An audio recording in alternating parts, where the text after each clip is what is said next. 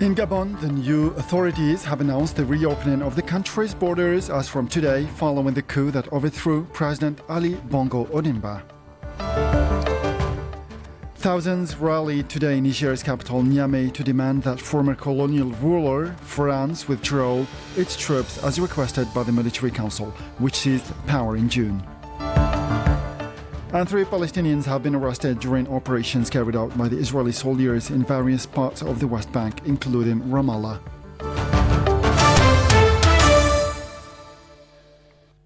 Those were the headlines, and now the news in detail from Radio Algeria International. Good afternoon. First, the Council of the Nation will open its 2023-2024 Ordinary Parliamentary Session next Monday.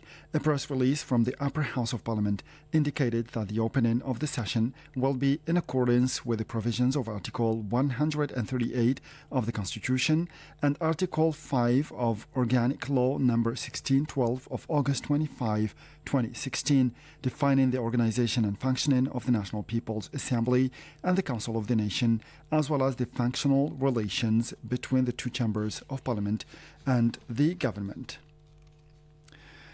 The President of the Higher Youth Council chairs here in Algiers in the installation of the commission in charge of drafting the evaluation report concerning the implementation of the National Plan for the Promotion of Youth.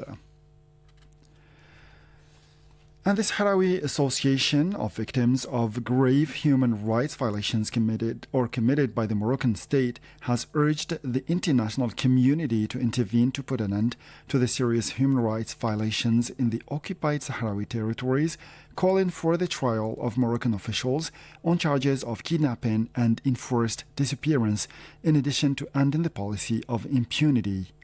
In a statement issued on the occasion of the International Day of Enforced Disappearance, the Sahrawi Association noted with great concern the continued Moroccan violations of all rights and liberties in the occupied territories, such as the right to gatherings, peaceful demonstrations, freedom of expression, as well as the freedom of movement and setting up associations. The association also denounced the shutting down of its premises in the occupied city of Al Ayoun and strongly requested that the identity of those who were kidnapped and forcibly disappeared be revealed. Thousands of people rallied today in Niger's capital Niamey to demand that former colonial ruler France withdraw its troops as requested by the Military Council, which seized power in June. The protesters gathered near a base housing French soldiers following a call by several civic organizations hostile to the French military presence in the West African country. Niger's military regime had fired a new verbal broadside at France on Friday, accusing Paris of blatant interference by backing the country's ousted president, as protesters held a similar protest near a French base outside Niamey. President Mohamed Bazoum was detained on July 26 by members of his guard. Relations with France, the country's former colonial power and ally in its fight against terrorism, went swiftly downhill after Paris stood by Bazoum. Still in Africa, in Gabon, the new authorities have announced the reopening of the country's borders as from today, Saturday. In a statement carried by the state television, the spokesman of the Committee for the Transition and the Restoration of Institutions, Colonel Ulrich Mamfubi said the move was designed to safeguard the respect of the rule of law and preserve the good relations with Gabon's neighbors and with all the states of the world. He stressed that the decision was also aimed at ensuring the state's continuity and to show the new authorities firm will to abide by their international commitments. The night curfew imposed by the new authorities in the aftermath of the dismissal of President Ali Bongo has not been lifted. Earlier, General Brice Oligui Nguema, who will be sworn in 2 days' time as the transition president, pledged to set institutions to be more democratic and respectful of human rights. The country's new leader, who also pledged to fight corruption, has held a series of meetings over the past days with representatives of the political parties, diplomatic corps, and international organizations and donor countries.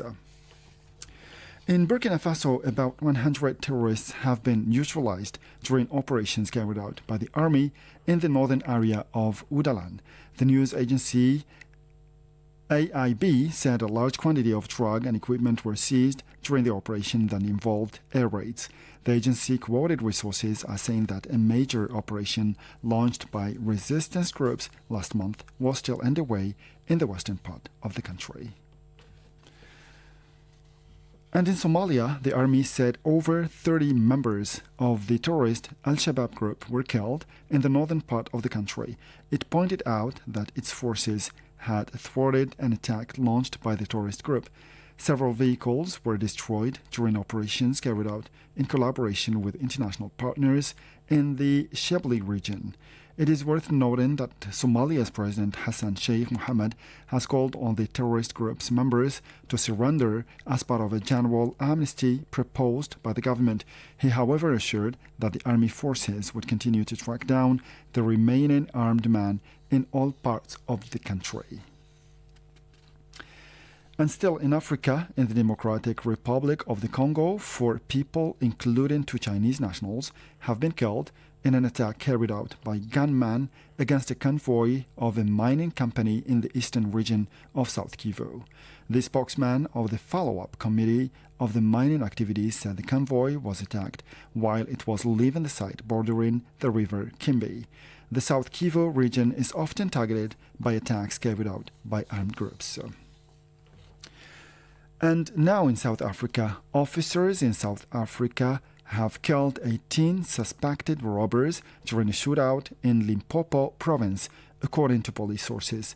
The suspects were believed to be planning a cash truck heist, also called a cash in transit heist, and were responsible for similar crimes in other provinces, National Police Commissioner said on Friday from the crime scene in South Africa's northernmost province. One police officer was injured very seriously in the shootout, which lasted about 90 minutes, according to the same source. According to police, who had been tracking the suspect's movements for a few days, an investigation began in January with the help of the country's intelligence unit. Meanwhile, the death toll for Thursday's pre-dawn blaze rose to 76 after 2 people died in a hospital overnight, according to health authorities, which added that at least 12 of the victims were children. Most of the bodies were burned beyond recognition, and investigators would have to rely on DNA samples from relatives to identify them. Many of the residents were immigrants and foreign workers. President Cyril Ramaphosa said on Thursday the fire was a great tragedy and a wake-up call for South Africa to tackle its inner-city housing crisis. To the Middle East now, where 3 Palestinians were today arrested during operations carried out by the Israeli soldiers in various parts of the West Bank, including Ramallah. Earlier, 7 Palestinians were wounded during incidents with Israeli soldiers east of the West Bank town of Qalqiliyah. Local sources said the incidents broke out when the Israeli forces fired rubber bullets and tear gas to disperse a rally staged by the Palestinians to denounce the continuing crimes perpetrated by the Israeli army against the Palestinian population. This came as similar incidents broke out after the Israeli soldiers stormed a municipality north of Ariha. In another development, the PLO denounced the Israeli authorities' decision to reduce the visits to Palestinian prisoners by their families as likely to lead to fuel more tension. It rejected the decision as a reprisal and segregation, aiming the prisoners and their families, and as a violation of their basic rights that run counter international law. And in Ukraine, in the Ukrainian file, Russia said it shot down 3 Ukrainian drones that targeted the Crimea Bridge. The Russian Defense Ministry indicated that the drones were destroyed before reaching the bridge. And finally, back to Algeria, where stormy rains and thunderstorms, accompanied by hail and gusts of wind, are affecting several provinces in the west and center of the country as from today at noon until tomorrow Sunday at 3 a.m., according to a special weather bulletin issued by the National Met Office. Placed on orange vigilance, this bulletin concerns the provinces of Tlemcen, Ain Timushint, Oran, Mostaganem, Tipaza, Sidi Bel Abbas, Mascara, Gholizan, Shlef, Ain Difla, Saida, Tiaret, and Tismsilt, with quantities of rain estimated between 20 and 30 millimeters and which may locally reach or exceed 40 millimeters. The rains will also continue to affect the provinces of Medea, Blida, Algiers, Boumerdès, Bouira, Tizi Ouzou, Laghouat, Jelfa, Msila, and Borj Borij, with quantities estimated between 20 and 30 millimeters and which could reach or exceed locally 40 millimeters. And with this last piece of news, we come to the end of this news bulletin for today. Time now for our weekly programs, starting with my colleague Jamal Salmani with a program on culture, and this will be followed by another program by my colleague Aziz Agassi. As for me, I'll meet you again tomorrow for a fresh edition of our news bulletin in English. Until then, stay tuned to Radio Algeria International, and bye-bye for now.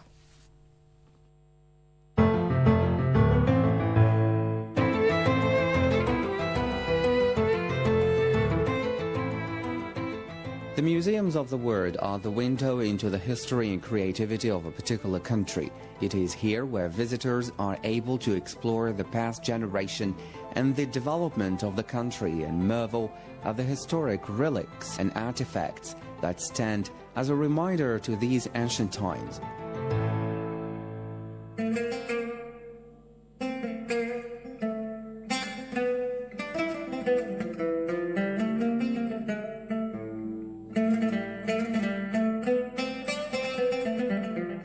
Algeria, the National Museum of Antiquities in Algiers is one of the most fascinating and comprehensive museums in the country. It is where the past meets the present and where Algeria comes to life.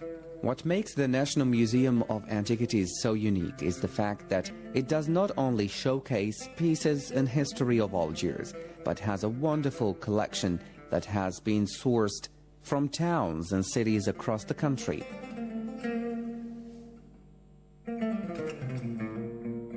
Having displays from around Algeria gives visitors a comprehensive look at the country. One location making the National Museum of Antiquities a very popular attraction and educational tool. Some of the rare artifacts that visitors can look forward to viewing are the totemic warriors from the Libyan period, ivory carvings, and a breathtaking coin collection.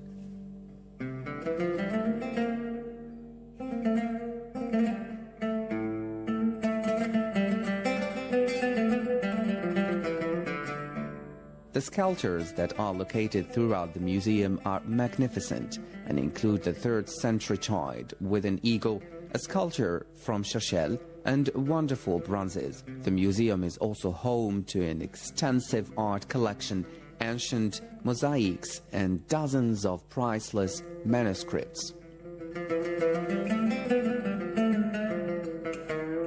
The National Museum of Antiquities has an exclusive collection of exhibits and offers an extraordinary opportunity to explore the cultures, traditions, and age-old beauty of this fascinating country. When in Algiers, visitors are recommended to add the museum to their list of activities, as they will not be disappointed at the wonders that are contained within the walls of the National Museum of Antiquities.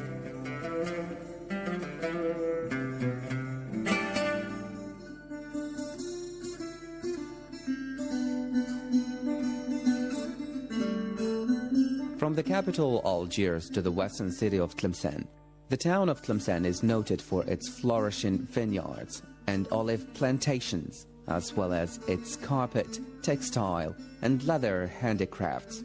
With its centuries of fascinating history and rich culture, a blend of Berber, Arab, French, and Andalusian, Tlemcen is a popular tourist destination. Visitors to the town may want to take some time to explore the Tlemcen Museum, which provides an interesting overview of the history and culture of this picturesque Algerian town and surrounding areas.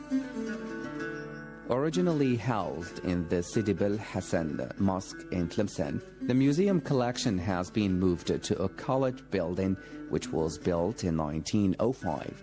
The Tlemcen Museum occupies 2 floors of the building, and the collection includes a variety of coins and artifacts from the Almoravid 11th century, Marinid and Zayyanid dynasties.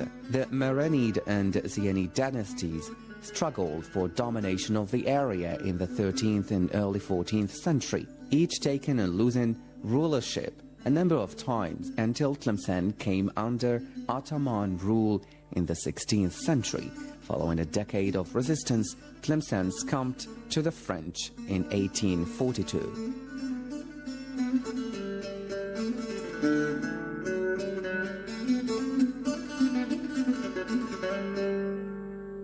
Carved epitaphs from the royal tomb of Boudbil, the last Moorish king of Granada, who died in Tlemcen in 1494, are among the treasures to be seen at the Tlemcen Museum, as well as a marble standard cubit measure bearing the date 1328. Also displayed at the museum are some amazing oil paintings by Algerian artist Abdelhalim Hamesh dating back to the 1940s.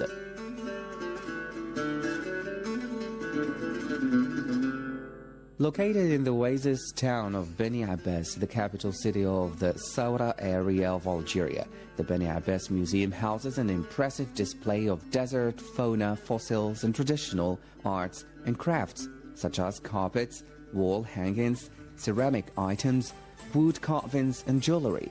The museum, which is supported by the Saharan Research Center, displays an extensive range of different types of dates, one of the mainstay crops of oasis towns and villages in Algeria.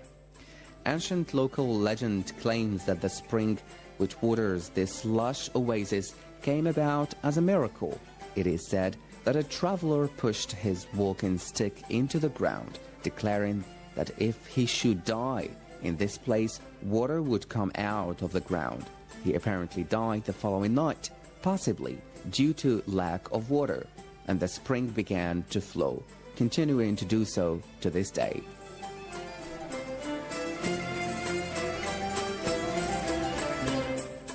The town of Beni Abbas is a popular tourist destination, and the Beni Abbas Museum provides fascinating insight into the history and culture of the town and its people. Certainly, it is well worth a visit when exploring this charming Algerian town and its surroundings.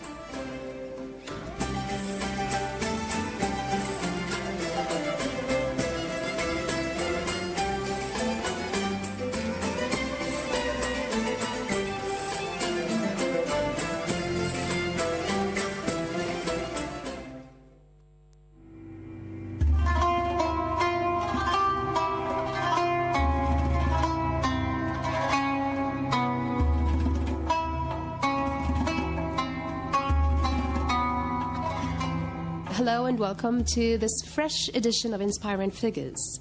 During the holy month of Ramadan, we invite you to listen to our special programs on prominent figures who marked the Islamic Golden Age, a period of cultural, economic, and scientific flourishing in the history of Islam, traditionally dated from the 8th to the 14th century.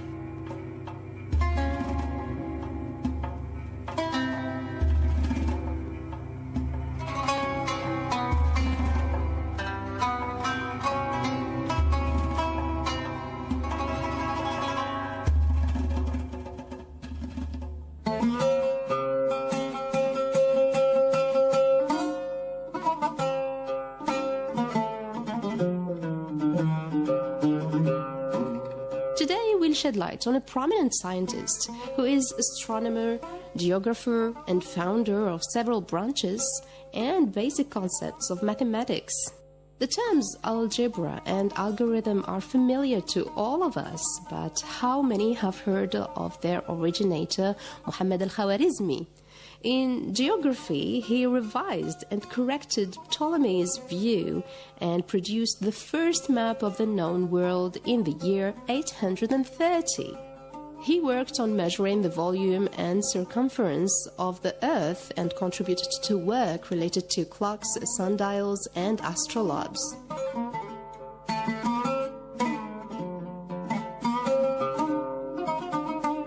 His full name is Abu Abdullah Muhammad ibn Musa al-Khwarizmi.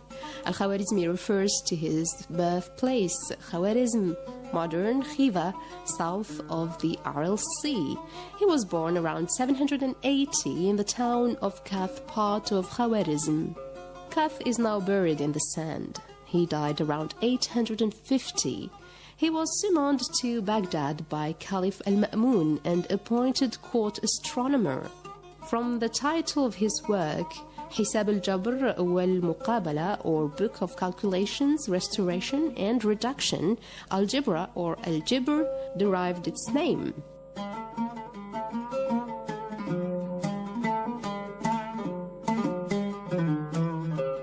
Algebra symbolizes the depth of Western culture to Muslim mathematics.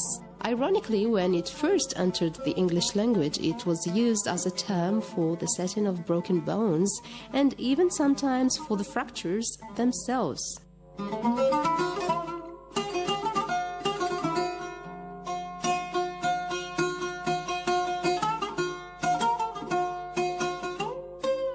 This reflects the original literal meaning of the Arabic word jabr, reuniting of broken bones, from the verb jabara, to reunite.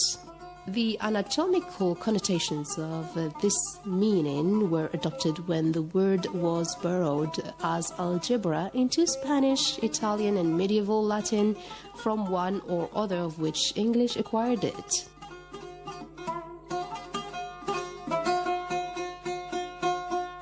In Arabic, however, it had long been applied to the solving of algebraic equations. The full Arabic expression was Ilm al-Jabr wal-Muqabala, literally the science of reunion and equations. And the mathematician al-Khwarizmi used al-Jabr as the title of his treatise on algebra.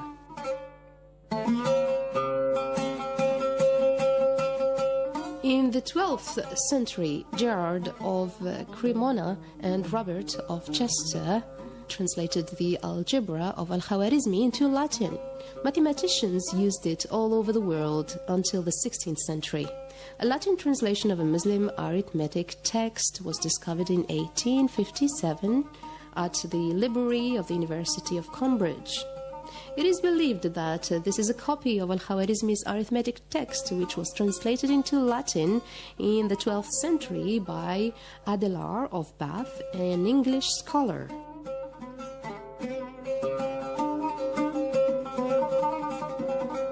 Al-Khwarizmi gave his name to the history of mathematics in the form of algorithm, the old name for arithmetic. Al-Khwarizmi was a mathematician, astronomer, and a geographer. He was perhaps one of the greatest mathematicians who ever lived, as he was the founder of several branches and basic concepts of mathematics.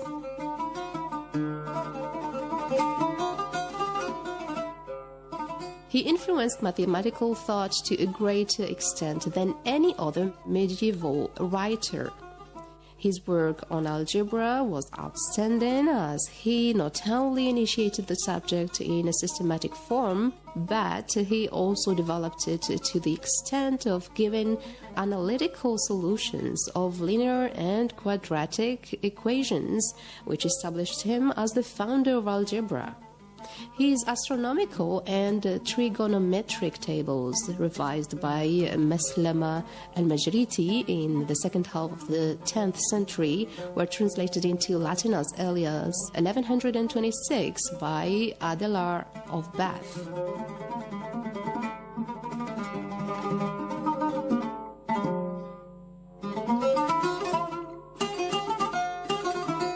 They contained the first Muslim tables and contained not simply the sine function but also the tangent.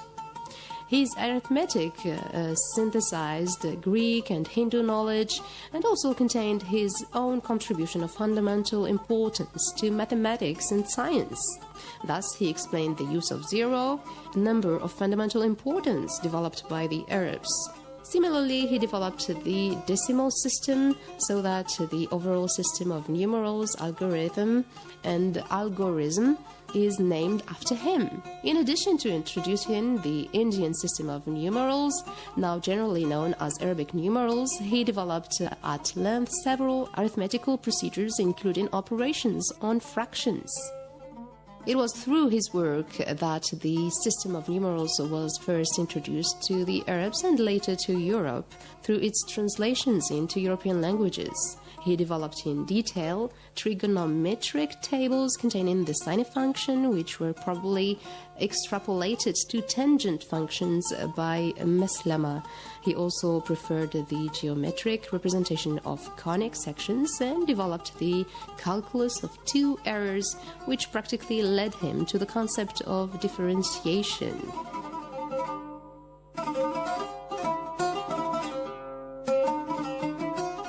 He is also reported to have collaborated in the degree measurements ordered by Al-Ma'mun, which were aimed at the measuring of volume and circumference of the Earth.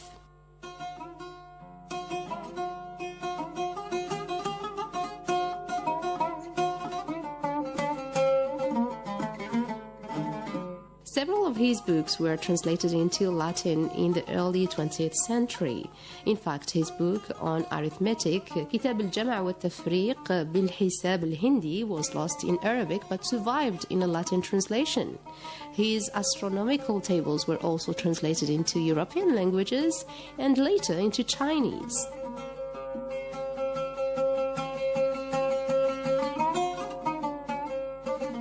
His geographical work, Kitab Surat al-Ard, the form of Earth, together with its maps, was also translated. In addition, he wrote a book on the Jewish calendar, Istikhraj Tarikh al-Yahud, and the two books on Astrolabe.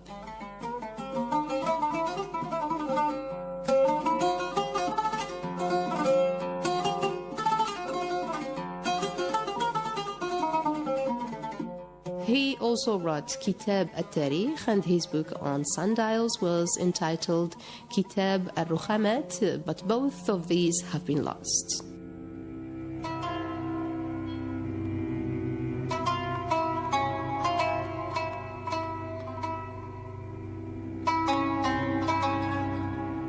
Al-Khwarizmi emphasized that he wrote his algebra book to serve the practical needs of the people concerning the matters of inheritance, legacies, partition, lawsuits, and commerce. He considered his work as worship to God.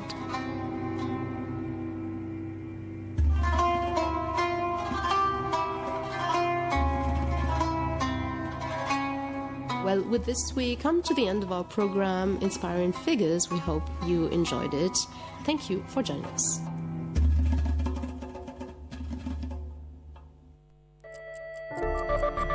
في كل ثانية عبر العالم.